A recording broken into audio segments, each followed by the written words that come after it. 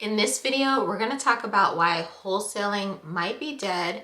And if you are a wholesaler, we're going to go over what you can do in order to pivot so that you're still able to make money in your real estate business, and what I think may be a better option for you in real estate so that you can make sustainable, passive cash flow income every single month.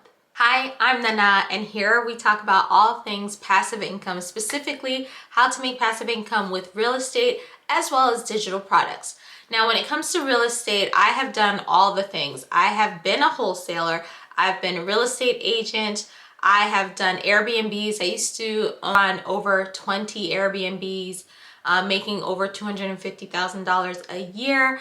And I'm even a former practicing real estate attorney. So when it comes to real estate, I have done all the things. I have quite a lot of experience over the last 10 to 15 years. So first things first, what is wholesaling?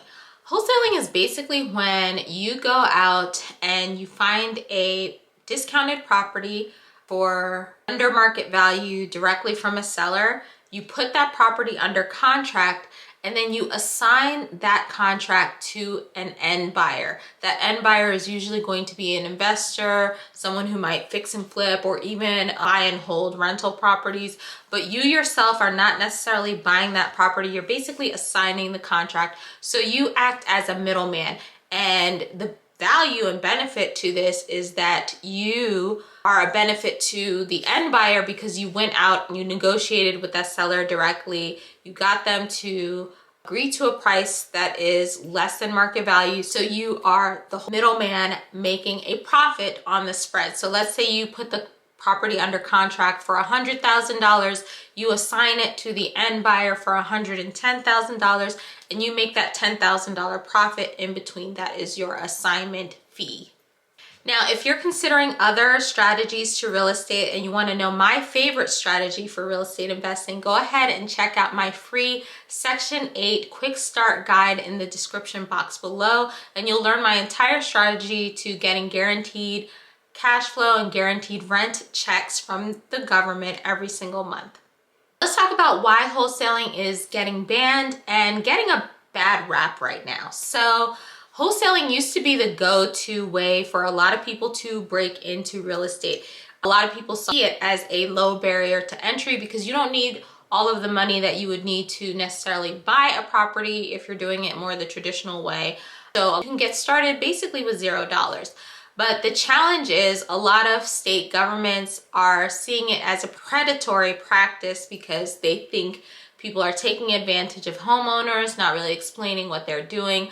I don't agree with that, but some wholesalers out there are just shady McGrady and have done some unsavory things, maybe doing shady deals. I mean, one of the things I used to really dislike when I used to wholesale is you'll put a property under contract, put it out to your buyers list, and then other wholesalers will just start shopping around your deal without permission, any of that stuff. That's a whole nother story, but the industry kind of has gotten, or some people have made the industry a little shady. And because it's not like you have a real estate license or anything like that, anybody and their mama can get in, which is a good thing in some ways, but a not so great thing when you have some type of scammers coming into the industry and there's no regulation, because it is not like you're practicing with a license, right? There's no regulation board. There's no one overseeing this to say, yes, this is right. No, this is wrong. So some states have stepped in and they are beginning to either ban the practice completely or heavily regulate it. So for instance, in Illinois and Oklahoma, you can only wholesale a few days out of the year without having a real estate license. So it's pretty much almost impossible to do unless you also get a real estate license and become a real estate agent in those states. And in the state of Nebraska, they are considering making it just straight up illegal without having a real estate license. And other states are starting to consider this type of legislation and regulation. So what does this mean for you as a wholesaler or someone who may have been thinking about getting into wholesaling? Number one, it means that your income could potentially dry up There's not that much you can do about it because you don't have any control over these state regulations unless you're lobbying your state legislators and things like that, which maybe some big wholesalers are doing, but your everyday average Joe or Jane wholesaler is not going to be doing that. So that's a huge issue. Some other cons to wholesaling include the fact that it can almost feel like a job, because once you get your deal under contract and close on it, you don't have any additional income coming in. You don't get paid again until you get your next deal. So you're constantly looking for deal flow. You're constantly kind of on the hunt. And that makes this strategy more active versus passive. You don't get paid, your mouth doesn't get fed unless you find another deal. Also, in the last couple of years, wholesaling has become a bit saturated, right? Depending on your market, there are more wholesalers out there, so there's more competition, and the cost for your marketing may have gone up significantly in the last few years. So things like direct mail, text blasts, voicemails, all that stuff costs money unless you're doing marketing that takes more of your time, like driving for dollars, etc., etc.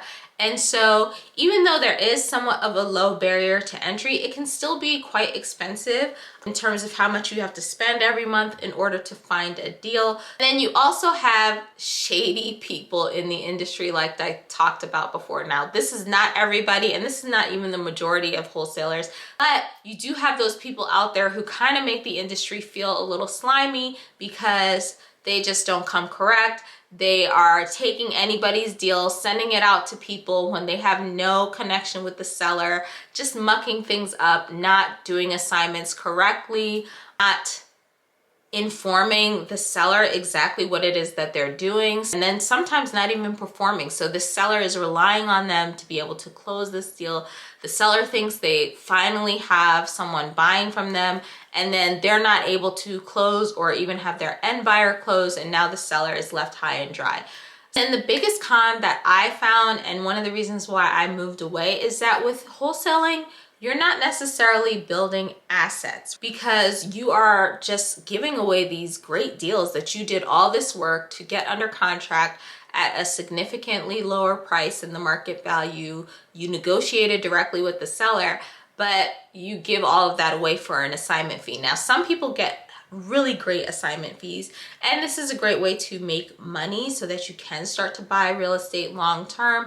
But for me, wholesaling, if you do it, it's not a long-term play unless you are also buying properties that you're holding on to as assets, right? And that's where I think Section 8 investing comes into play.